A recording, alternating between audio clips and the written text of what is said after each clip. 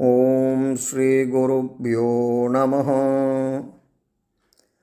இன்றைய இல்லம் தேடி அம்மனில் நாம் பார்க்க இருக்கும் திருத்தலம் சுபங்கலி பாக்கியமும் திருமண பாக்கியமும் வழங்கும் திருமங்கலக்குடி மங்களாம்பிகை உடனுரை பிராணநாதர் திருத்தலத்தின் சிறப்பு பற்றிதான் இன்று நாம் பார்க்க இருக்கிறோம்.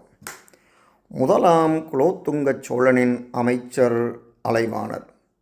இவர் மன்னரிடம் அனுமதி பெறாமல் கோயில் கட்டுவதற்கு அரசு பணத்தை பயன்படுத்தினார். இதை அறிந்து அமைச்சருக்கு மரண தண்டனை விதித்தார் மன்னர். தண்டனைக்கு பின் தன் உடலை சொந்த ஊரான திருமங்கலக்குடிக்கு கொண்டு செல்லுமாறு அலைவாணர் மன்னரை வேண்டினார். அதன்படி உடல் எடுத்துச் செல்லப்பட்டது. இதற்கிடையே அமைச்சரின் மனைவி திருமங்கலக்குடி அம்மனை சரணடைந்து என் கணவருக்கு உயிர் பிச்சை தரும்படி அன்னையிடமும் சிவபெருமானிடமும் முறையிட்டாள். சிவபெருமானான் அருளால் அமைச்சர் உயிர் பெற்றதால் இந்த சுவாமிக்கு பிராணநாதர் என்றும் அம்மனுக்கு மங்களாம்பிகை என்றும் பெயர் வந்தது. புராண வரலாறு. முற்பிறவியில் செய்த பாவத்தால் தனக்கு தொழுநோய் வரவிருப்பதை உணர்ந்த காலவ முனிவர் அதிலிருந்து விடுபட தவம் செய்தார்.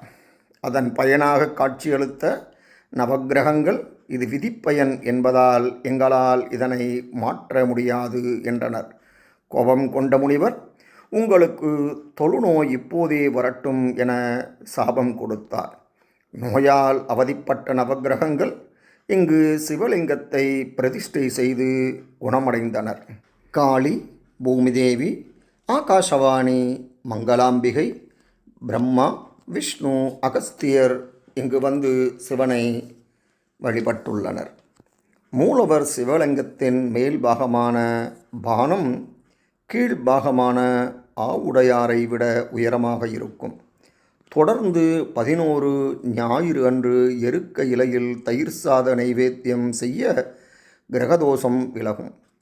நடராஜர் சன்னதியில் உள்ள மரகதலிங்கத்திற்கு தினமும் உச்சி காலத்தில் பூஜை நடக்கிறது.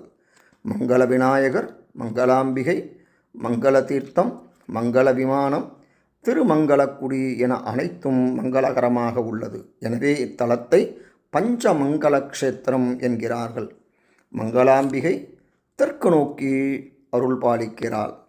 அம்மனின் வலக்கையில் சாத்திய தாலிக்கயிறு சுமங்கலி பெண்களுக்கு பிரசாதமாக தரப்படுகிறது.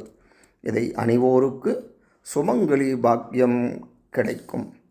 சமயம் கிடைக்கும்போது மங்களாம்பிகை உடனுரை பிராணநாதரை தரிசித்து எல்லா வளமும் நலமும் பெற அன்னையை வேண்டி அடுத்த பதிவிலே இன்னொரு அம்மனுடன் உங்களை சந்திக்கிறேன். நன்றி, வணக்கம்.